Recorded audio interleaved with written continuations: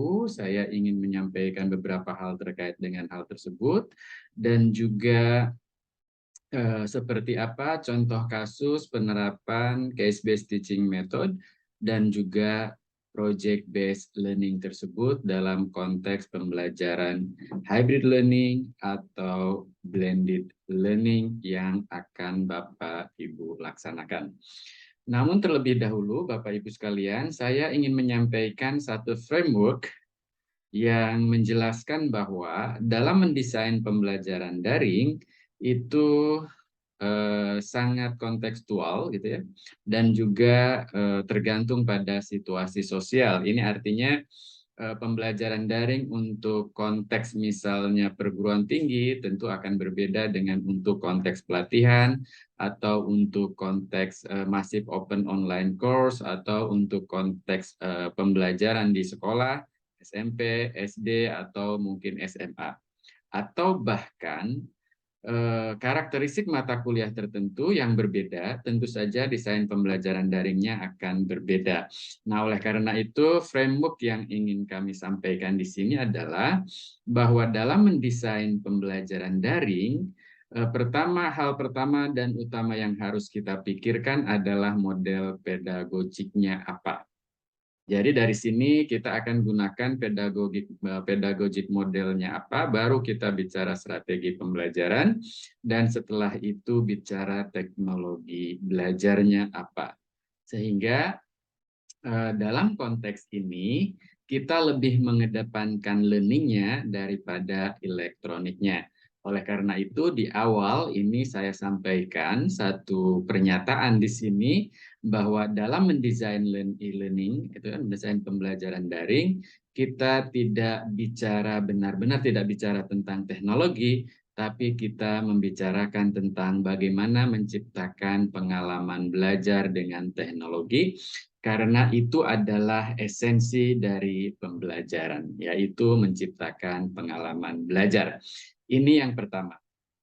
Yang kedua, Bapak Ibu sekalian, ada beberapa prinsip atau teori pembelajaran yang bisa kita pakai, yang saya sebut dengan pedagogic model di sini adalah salah satunya adalah the principle of instruction. Dalam principle of instruction secara umum, Bapak Ibu sekalian, terdiri dari 5 langkah. Yang pertama adalah problem center, artinya kita memajukan satu permasalahan yang kontekstual, yang relevan dengan apa yang akan kita belajarkan kepada mahasiswa. Kemudian kita activation, begitu, kita aktivasi, setelah itu demonstrasi, dan setelah itu kita aplikasikan dan integrasikan. Nah, ini nanti akan saya sambungkan kaitannya dengan case-based teaching method dan juga project-based learning seperti apa ketika kita menggunakan teori pembelajaran yang diusulkan oleh David Merrill yang disebut dengan the first principle of instruction. Itu yang kedua. Yang ketiga, Bapak Ibu sekalian, dalam konteks outcome-based education, ketika kita bicara pada level mata kuliah, maka kita dapat mendesain pembelajaran kita yang dimulai dari ujung capaian yang ingin kita capai, yang di sini kita sebut dengan backward design. Nah, backward design ini lebih dikenal dengan istilah understanding by design yang diperkenalkan oleh McTighe dan juga Wiggins. Langkahnya seperti apa? Yang pertama adalah ketika kita diminta untuk membelajarkan sesuatu atau satu mata kuliah, maka yang kita pikirkan terlebih dahulu adalah kita rumuskan intended learning outcomes, yaitu kemampuan penting apa yang mahasiswa harus mampu lakukan, ciptakan, buat, bangun, hasilkan, atau kerjakan. Nah, berdasarkan atas CPMK, atau intended learning outcomes, dalam bahasa yang kita kenal adalah capaian pembelajaran mata kuliah, baru kita pikirkan evidence. Artinya, apa bukti yang dapat menunjukkan bahwa mahasiswa kita telah mampu melakukan, menciptakan, membuat, membangun, dan lain sebagainya sesuai dengan learning outcomes yang sudah kita tetapkan. Nah, setelah itu baru kita berangkat bagaimana strategi pembelajaran yang dapat menjamin bahwa mahasiswa kita dapat membuktikan kemampuan tersebut atau evidence-nya ini akan terbukti. Seperti itu. Yang keempat, Bapak dan Ibu sekalian, sebagai pegangan, saya ingin memperkenalkan bahwa ada 3 tipe assessment untuk membuktikan keberhasilan belajar atau pencapaian-capaian pembelajaran tadi oleh mahasiswa kita.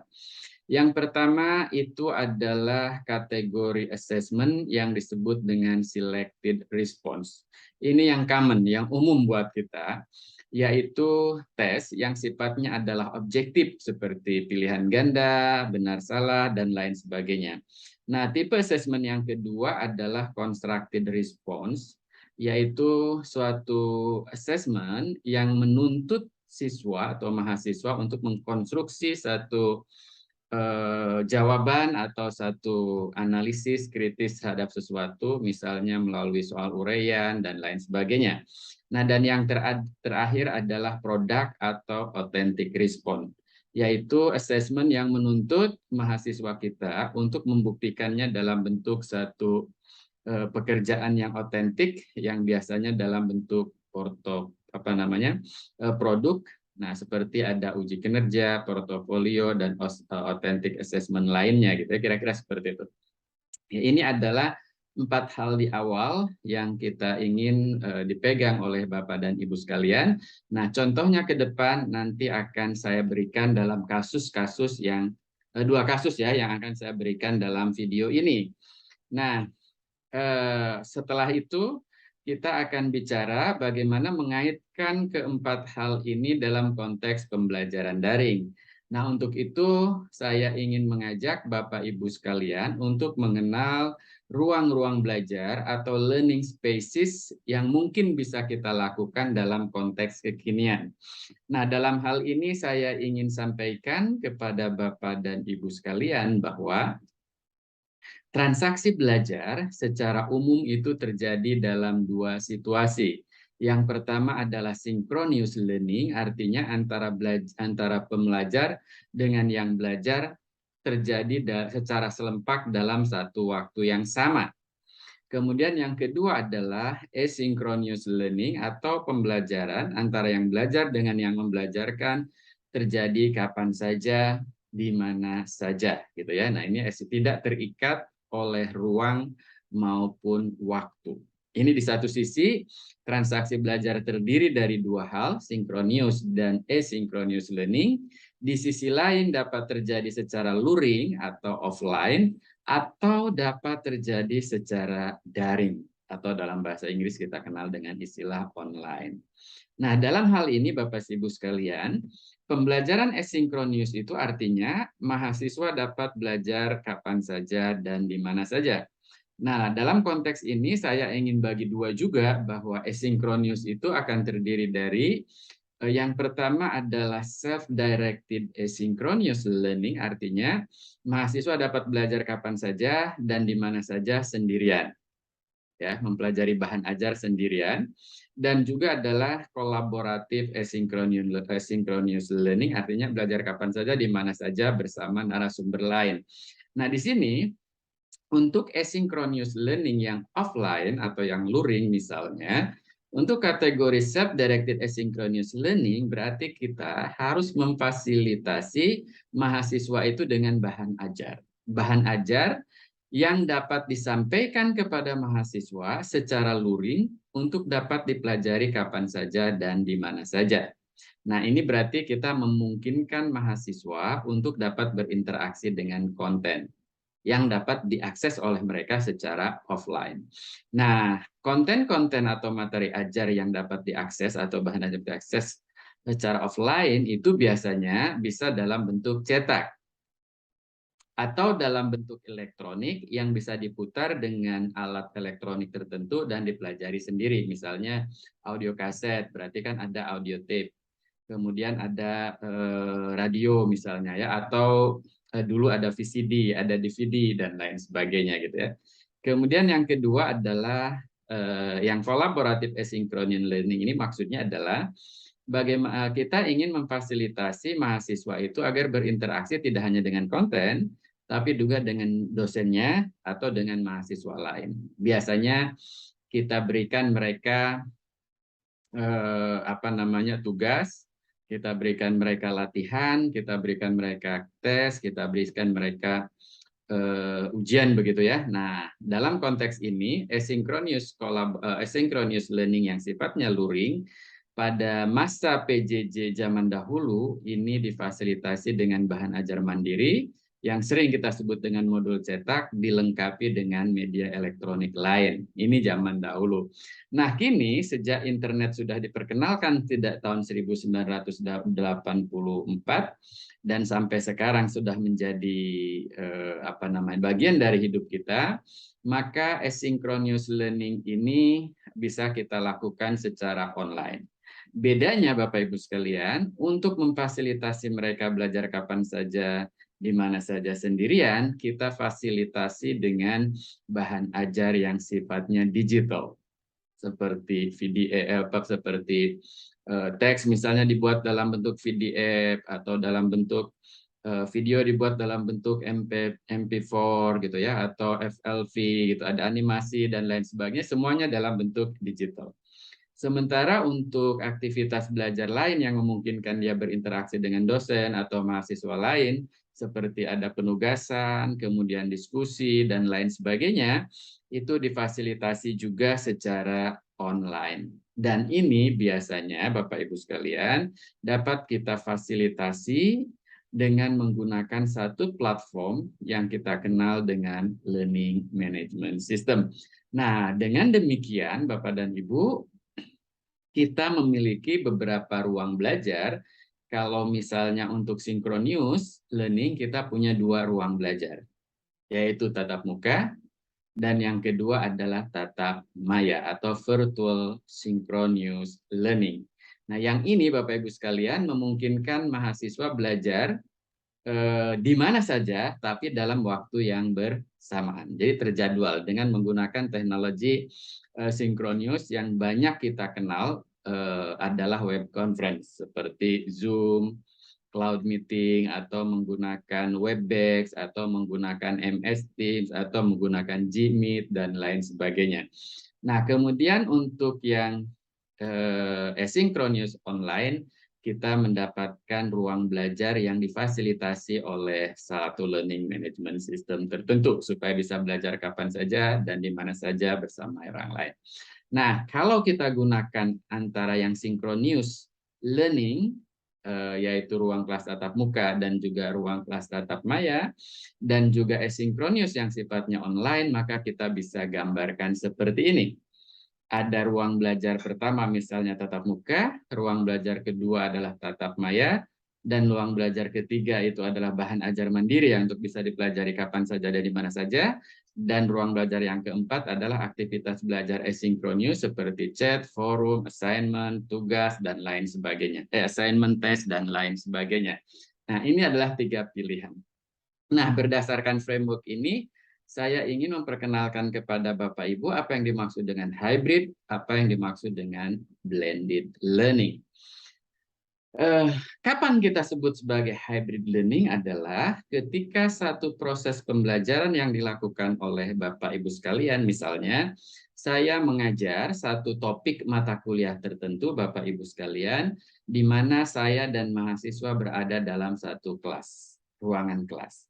Kemudian mahasiswa yang lain karena suatu uzur atau dan lain sebagainya itu tidak datang ke kampus, dapat mengikutinya kapan saja, di mana saja, dalam waktu yang bersamaan melalui tatap maya atau kita lebih kenal dengan web conference. Itu adalah hybrid learning. Atau contoh berikutnya adalah saya mengajar mahasiswa dalam satu ruangan kelas, diikuti oleh mahasiswa di satu ruangan kelas, kemudian saya undang praktisi mengajar yang tidak datang ke kampus kita, tapi dia memberikan materinya secara tatap maya di sini, kemudian mahasiswa yang lain ikut, ada yang dengan tatap maya di sini, atau ada mahasiswa dari perguruan tinggi lain, ada di ruang kelas tertentu, ikut perkuliahan dengan kita tapi melalui tatap maya. Nah, itu adalah hybrid learning.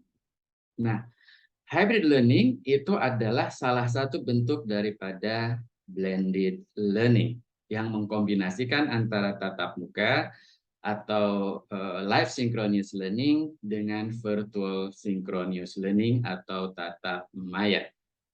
Nah, sementara yang dimaksud dengan blended learning adalah ketika dalam satu mata kuliah tersebut ada tatap muka yang Bapak Ibu lakukan dikombinasikan dengan mahasiswa belajar mandiri melalui learning management system, atau ada tatap mayanya dilanjutkan dengan belajar mandiri melalui learning management system, atau dibalik, dimulai dari belajar mandiri dengan menggunakan learning management system dilanjutkan dengan tatap muka, atau dengan belajar mandiri melalui learning management system dilanjutkan dengan tatap maya. Nah, atau dua-duanya nih, tatap maya dan juga tatap muka atau hybrid learning. Jadi secara keseluruhan Bapak dan Ibu sekalian, mata kuliah yang kita lakukan itu pastinya adalah menggunakan blended learning. Nah, mudah-mudahan framework ini bisa menjadi bayangan Bapak dan Ibu sekalian. Sekarang kita akan masuk pada contoh kasus penerapan dari the first principle of instruction dengan metode case-based dan project-based learning yang integratif dalam beberapa mata kuliah yang saya lakukan. Mari kita lihat. Pertama, ini adalah salah satu contoh mata kuliah saya. Mata kuliahnya itu adalah PAID, penulisan artikel ilmiah terindeks. Jadi mata kuliahnya disebut dengan PAID. Nah, seperti yang tadi saya jelaskan di awal bahwa dalam konteks outcome based education kita mulai dari merumuskan capaian pembelajaran. Dan inilah capaian pembelajaran yang saya rumuskan. Mahasiswa mampu menunjukkan novelty penelitian dari state of the art, mohon maaf ini bukan dan ya, dari state of the art yang dipaparkan oleh author dalam satu artikel dari jurnal bereputasi. Nah, kembali kita lihat tadi dalam outcome based education yang backward design, sekali kita telah menentukan capaian pembelajaran, dan capaian pembelajarannya itu kita buat redaksinya itu yang menunjukkan satu outcome, bukan satu proses. Di sini Bapak Ibu perhatikan, mahasiswa mampu menunjukkan novelty. Saya tidak menggunakan redaksi, mahasiswa mampu menjelaskan, mahasiswa mampu menyebutkan, gitu ya. Tapi di sini harus sudah ada outcome-nya. Nah, karena outcome-nya adalah menunjukkan novelty penelitian dari state of the art yang dipaparkan oleh author dalam satu artikel dari jurnal bereputasi, maka bukti apa yang bisa menunjukkan bahwa mahasiswa telah melakukan ini? Maka kita bicara tentang evidence. Nah, kalau kita lihat dari 3 jenis assessment yang saya sebutkan tadi, maka kalau capaian pembelajarannya seperti ini, maka sudah pasti assessment yang kita lakukan adalah tipe yang kedua, yaitu constructed response. Artinya mahasiswa kita tuntut untuk mengkonstruk satu jawaban dari satu kasus kasus misalnya diberikan berapa contoh artikel yang berkualitas Q2 dan Q1. Nah, dari introduction dari artikel tersebut mahasiswa dapat menunjukkan mana yang state of the art, mana yang research gap, mana yang novelty, mana yang knowledge contribution yang dipaparkan oleh author tersebut. Dan dia bisa membedakan dari dua artikel atau mungkin membedakan dari artikel yang bagus dengan artikel yang kurang baik. Nah, kalau sudah seperti ini Bapak Ibu sekalian, ini yang kita maksud dalam integrative learning design tadi yang sebut bahwa kalau sudah seperti ini, maka mau nggak mau metode pembelajaran yang akan kita gunakan adalah case-based teaching method. Nah, dalam hal ini berarti kalau kita lihat dari integrative learning design yang sebutkan tadi, di mana kita harus awali dari pedagogic model, baru bicara instructional strategy atau strategi pembelajaran, dan learning technology, maka kita sudah punya pedagogic model untuk pembelajaran untuk CPMK ini adalah dengan case-based teaching method. Kira-kira begitu. Nah, seperti apa yang dapat kita lakukan kalau seperti ini, Bapak dan Ibu sekalian? Misalnya saya ingin milih tatap muka. Fine, Bapak Ibu sekalian, nggak jadi masalah. Yang penting adalah pedagogic modelnya sudah kita pegang. Kita akan menggunakan case-based teaching method. Maka lakukanlah tatap muka dengan case-based teaching method. Seperti apa strategi pembelajarannya atau langkah-langkah pembelajarannya? Misal, ini yang saya contohkan, diberikan contoh kasus, misalnya ada artikel yang berkualitas Q2 atau Q1, atau lebih baik misalnya yang berkualitas kuartil dari Scopus atau yang tidak, begitu ya. Mahasiswa diajak mengkaji state of the art dan novelty yang author jelaskan dalam artikel tersebut. Nah, kita sudah ngangkat kasus di sini. Sambil nanti akan menjelaskan state of the art itu apa, research gap itu apa, novelty itu apa, dan kaitannya antara state of the art, research gap, novelty, dan juga knowledge contribution, of course, gitu ya. Kira-kira seperti itu. Nah, setelah ini Bapak Ibu meminta anak-anak mahasiswa untuk melakukan kerja kelompok, di mana masing-masing diminta mengkaji satu artikel atau mungkin dua artikel, satu artikel yang bagus, satu artikel yang kurang bagus, dan menunjukkan bagaimana author tersebut memaparkan state of the art, memaparkan research gap, memaparkan novelty dan knowledge contribution. Kemudian presentasi dan diskusi dilanjutkan dengan penugasan untuk beberapa hari minggu ke depan secara individu maupun secara kelompok. Nah, di sini Bapak Ibu sekalian, kalau kita lihat pada teori pembelajaran yang saya sebut tadi, the first principle of instruction, yang terdiri dari 5 langkah, maka ketika langkah 1 ini, saya sudah melakukan problem propose di sini, kemudian yang kedua adalah activation. Nah, pada langkah yang kedua, ini kita sudah melakukan demonstration, ya. Termasuk langkah yang ketiga ini masuk pada tahap demonstration.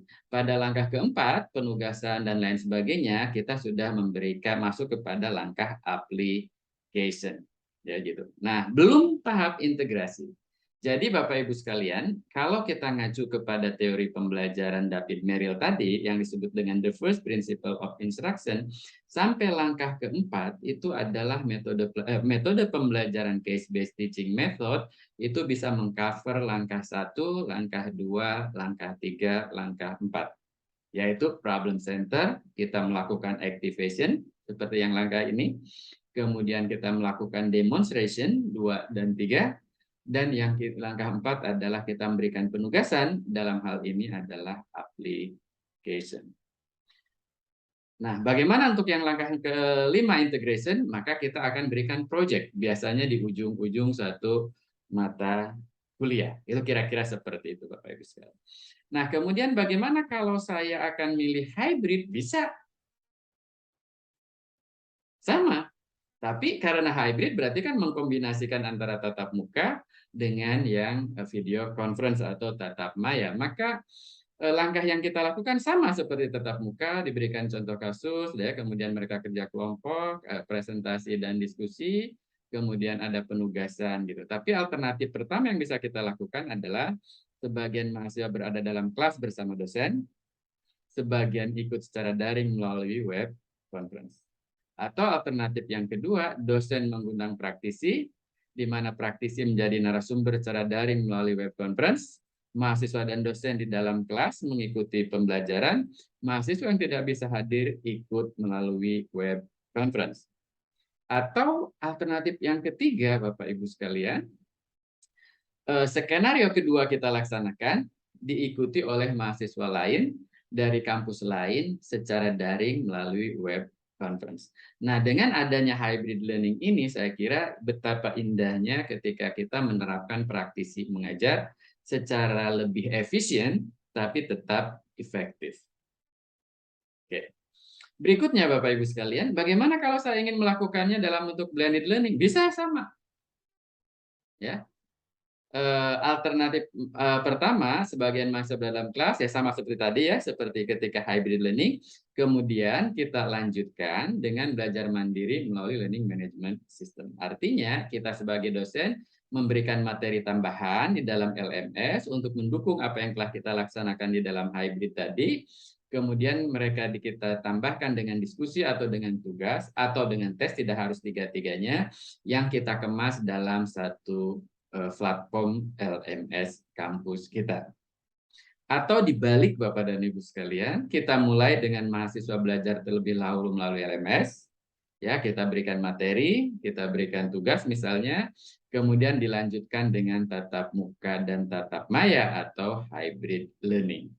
Nah, ini bisa Bapak Ibu lakukan. Nah, kalau yang alternatif yang kedua ini biasanya kita sebut dengan bentuk atau model blended learning, itu kita sebut dengan apa istilahnya flipped classroom. Dibalik, belajar dulu lewat LMS, nanti di kelas kita akan buktikan, praktekkan lebih dalam lagi.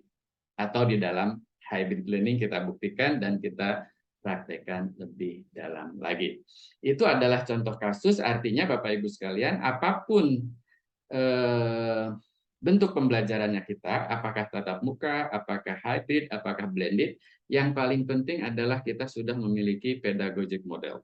Dalam hal ini adalah case-based teaching method yang kita laksanakan dengan prinsip pembelajaran, misalnya yang saya contohkan di sini menggunakan the first principle of instruction, gitu ya. Nah, kita lakukan itu, gitu. Baik untuk tatap muka kalau kita milih tatap muka, baik untuk hybrid learning kalau kita milih hybrid learning, baik untuk blended learning kalau kita memilih untuk melaksanakannya dengan blended learning. Lalu untuk topik tersebut, apa yang saya lakukan? Yang saya lakukan adalah seperti ini, Bapak Ibu. Pertama, saya awali dengan tatap maya. Ini untuk mata kuliah saya ya. Yang sebelumnya kan tadi saya sampaikan ini ide-ide saja.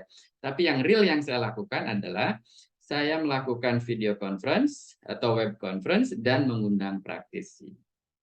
Nah, dalam hal ini ketika web conference, saya undang Mas Hari dari UI, itu kita melakukannya dengan case-based teaching method juga, di mana Mas Hari mengangkat 2 kasus, misalnya artikel yang pernah dia buat, dan dia jelaskan bagaimana dia membuat state of the art, kemudian membentur-benturkan research gap, memilih salah satu atau salah dua dari research gap tersebut sehingga dia bisa menginsert novelty-nya sesuai dengan disiplin ilmunya, kemudian dia jelaskan problem statement di dalam introduction tersebut, termasuk secara implisit menggambarkan knowledge contribution dari ide novelty yang dia buat.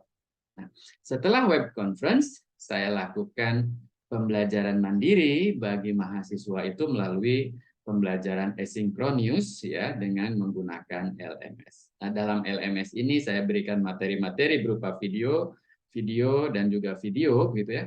Ada 3 video plus 1 tugas di mana mereka harus menunjukkan state of the art, research gap dan lain-lain dari 2 artikel yang mereka pilih sendiri. Ya, yang mereka pilih sendiri dan kita sudah sediakan sebenarnya itu di dalam learning management system. Setelah due date tertentu yang sudah saya tentukan, maka saya periksa, saya beri umpan balik, saya berikan nilai dan saya lakukan itu sesegera mungkin, segera setelah deadline itu selesai. Artinya kalau deadline-nya tanggal 10 September, maka tanggal 11 mereka sudah menerima feedback dari kita dan juga penilaian dari kita atau mungkin kesempatan bagi mereka untuk melakukan revisi. Nah, kira-kira seperti itu Bapak Ibu sekalian contoh yang saya lakukan untuk kasus capaian pembelajaran yang saya sampaikan tadi. Nah, bagaimana kalau ini kita tuangkan dalam RPS, Bapak Ibu? Saya tidak membuat RPS secara keseluruhan, tapi di rencana kegiatan pembelajarannya ini kita buat seperti ini. Sub capaian pembelajarannya, mahasiswa mampu menunjukkan novelty penelitian dan state of the art yang dipaparkan oleh author dalam satu artikel dari jurnal. Indikatornya ada 4. Ini kita jadikan sebagai rubrik nanti untuk penilaian. Kemudian kebetulan materi perkuliahannya ini adalah identifikasi state of the art, novelty, dan kontribusi pengetahuan. Nah, bentuk atau metode pembelajaran secara eksplisit saya tulisan di sini adalah case-based teaching method.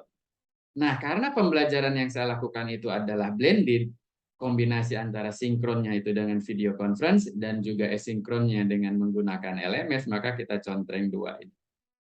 Mestinya di sini ada satu lagi, mungkin ada tatap muka ya oleh Bapak dan Ibu sekalian, siapa tahu nanti ada tatap muka, ada Vicon, gitu ya, dan juga ada LMS. Jadi lengkap blended. Nah, kalau waktu ini karena 3 SKS, saya setara 3 kali 50 menit untuk yang ininya ya.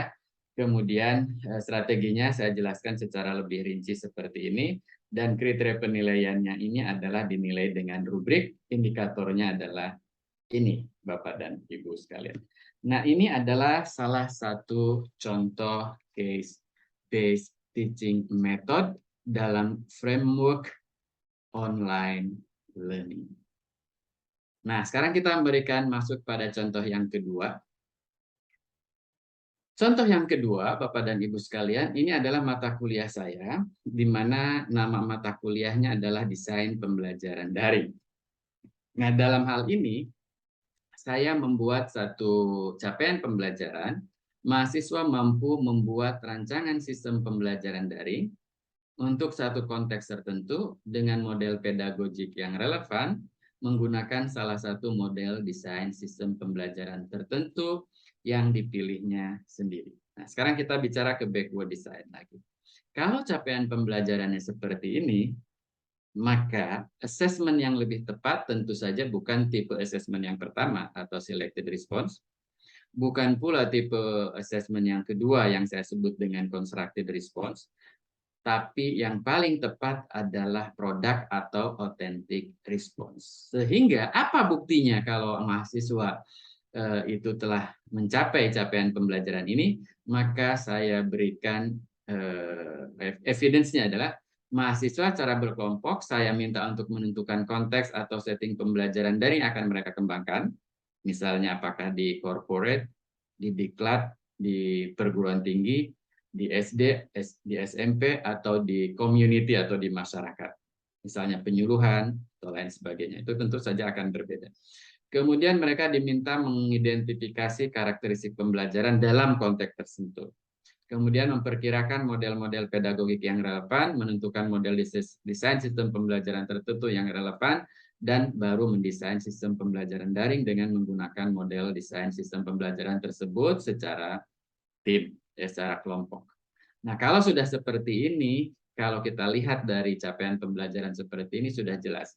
Capaian pembelajarannya menuntut suatu produk, assessment-nya yang menuntut suatu produk adalah tipenya adalah tipe product assessment atau authentic assessment, maka strategi pembelajaran yang cocok untuk saya gunakan untuk topik ini adalah project based learning. Nah, bagaimana implementasinya dalam pembelajaran Bapak Ibu sekalian? Maka untuk satu semester mata kuliah ini, karena di ujung ada satu capaian pembelajaran mereka harus membuat desain sistem pembelajaran daring, maka saya jadikan satu proyek. Nah, proyek itu Bapak Ibu sekalian dilakukan dalam kurun waktu tertentu. Nah, dalam hal ini dalam konteks mata kuliah saya itu dilakukan dalam setengah semester tertentu. Nah, seperti apa prosesnya? Tentu saja setengah semester awal Bapak dan Ibu sekalian, misalnya minggu pertama ini ada orientasi mata kuliah, ada kontrak dan lain sebagainya, saya lakukan dengan tatap maya. Nah, kebetulan pada saat itu kita belum boleh tatap muka ya karena COVID. Kemudian pada minggu yang kedua saya lakukan lecture and discussion, ini berbasis case-based teaching method. Ya, seperti yang contoh yang awal kita lakukan, tapi topiknya berbeda. Dan saya lakukan dalam tatap maya. Antara minggu kedua sampai dengan minggu keempat, itu mereka saya desain untuk belajar mandiri melalui learning management system. Ya. Tapi belajar mandiri ini mereka mempelajari materi berupa video, ada further readings, kemudian ada case-based learning melalui assignment. Ya. Jadi assignment-nya juga saya berikan case-based. Nah, menjelang minggu keempat, Bapak dan Ibu sekalian, saya berikan deadline di sini. Menjelang minggu keempat, mereka sudah menyelesaikan yang ini, ya misalnya 2 hari menjelang minggu keempat, itu tugas harus sudah deadline. 1 hari menjelang minggu keempat mereka sudah mendapatkan feedback, mendapatkan apa namanya istilahnya nilai. Kemudian pada minggu keempat, ketika terjadi tatap maya, maka kasus-kasus yang sudah mereka kerjakan saya angkat di sini. Berarti kan di sini lecture and discussion-nya dengan group presentation-nya ini sudah case-based teaching method juga.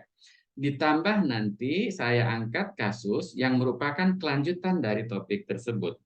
Nah, sehingga mereka setelah minggu keempat ini dapat melakukan pembelajaran lagi secara mandiri melalui LMS dengan pendekatan case-based teaching method. Nah, sama seperti menjelang minggu keempat, menjelang minggu ke-6, Bapak Ibu sekalian, 2H-2 deadline dari assignment-nya ini, ya.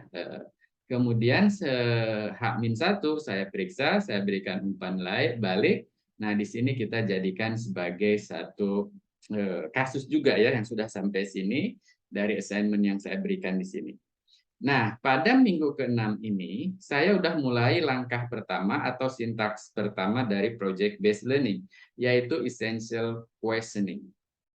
Jadi saya mengajak para mahasiswa untuk melakukan brainstorming dan membahas proyek yang akan mereka lakukan, gitu ya, secara kelompok. Ya, di sini kami bahas seandainya mereka nanti akan misalnya ya seandainya mereka nanti memiliki satu agensi yang bergerak dalam jasa konsultan teknologi pendidikan dan ada satu perusahaan meminta mereka untuk mendesain satu pembelajaran daring dan lain sebagainya. Nah, apa? Kira-kira di sini. Di sini kita gambarkan proyek yang akan mereka lakukan dan kami melakukan brainstorming. Oke, sampai sini selesai. Pada minggu ke-6 sampai minggu ke-8 tetap topik-topik yang memang harus mereka kuasai kami pelajari di sini secara mandiri ya dengan case-based teaching method.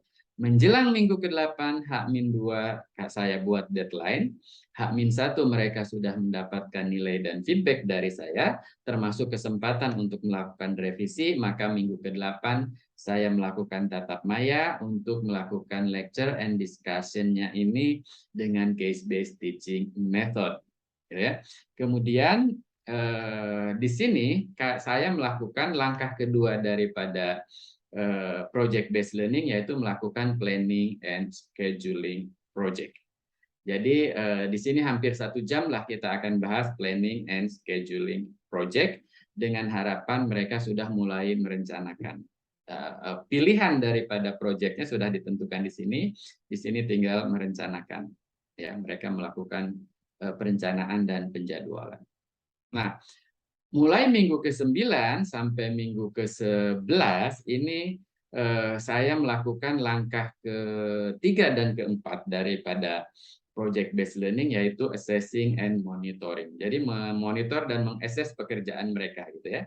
Nah, sampai minggu ke-11, nah di sini perkembangan dari pekerjaan mereka H-2 daripada minggu ke-11 ini saya sudah deadline-kan gitu ya. Artinya di deadline-kan kemudian H-1 saya periksa dan kami bahas di sini. Pada minggu ke-11 melalui tatap maya ada grup project presentation. Nah, setelah selesai grup project presentation di sini saya tambahkan kasus untuk membahas yang berikutnya begitu ya. Kemudian minggu 11 sampai minggu ke-13 mereka mengerjakan project. Kita assess juga sebenarnya melalui WhatsApp group dan lain sebagainya komunikasinya. Nah, ini sama seperti minggu ke-11 pada minggu ke-13 kita lakukan lagi group project presentation. Ini bagian dari monitoring dan evaluation. Nah, langkah yang sama kami lakukan sampai minggu ke-15 dan pada minggu ke-16 portfolio mereka dari mengerjakan proyek ini saya jadikan sebagai bagian dari tes. Dalam hal ini adalah asesmen hasil belajarnya berdasarkan produk. Sehingga asesmen hasil belajar yang kita gunakan di sini adalah portofolio. Gitu ya. Nah, ini adalah contoh Bapak dan Ibu sekalian bagaimana project based learning saya lakukan. Nah, di sini Bapak Ibu sekalian, kalau sudah sampai antara minggu ke-9 sampai minggu ke-16 terakhir ini sebenarnya Kalau kita ngacu kepada teori pembelajaran David Merrill tadi, the first principle of instruction, maka pada minggu 1 sampai minggu 8 itu saya baru sampai tahap 4. Problem, activation, kemudian demonstration, dan application. Ya. Sementara application yang lebih mendalam yang kita sebut dengan integration itu kami lakukan mulai minggu 9 sampai minggu 16 melalui pendekatan project based learning atau team based project. Nah, permasalahannya adalah Bapak dan Ibu sekalian, ketika kita memfasilitasi project based, kita memfasilitasi pembelajaran secara asinkron ini, gitu ya. Nah, kita bisa gunakan framework community of inquiry. Dalam community of inquiry, Bapak Ibu sekalian, itu ada kehadiran pengajaran, ada kehadiran sosial, ada kehadiran kognitif. Maka yang paling simpel yang saya lakukan adalah saya hargai kehadiran sosial mahasiswa, saya hargai kehadiran kognitif mahasiswa, berikan umpan balik dan feed forward secepatnya, sesegera mungkin. Nah, ini adalah salah satu bentuk Bapak dan Ibu sekalian teaching presence, cognitive presence, dan social presence. Sebagai contoh Bapak dan Ibu, ketika terjadi diskusi misalnya di sini Bapak Ibu, kebetulan diskusinya melalui WhatsApp. Di sini saya berikan nah Ibu Nesya cukup kritis. Ketika saya panggil nah Ibu Nesya berarti kan saya menghargai kehadiran sosialnya Ibu Nesya. Kemudian saya bahas model ini tidak cocok bla bla bla dan lain sebagainya. Saya kutip ungkapannya Ibu Nesya, maka saya menghargai cognitive presence-nya Ibu Nesya.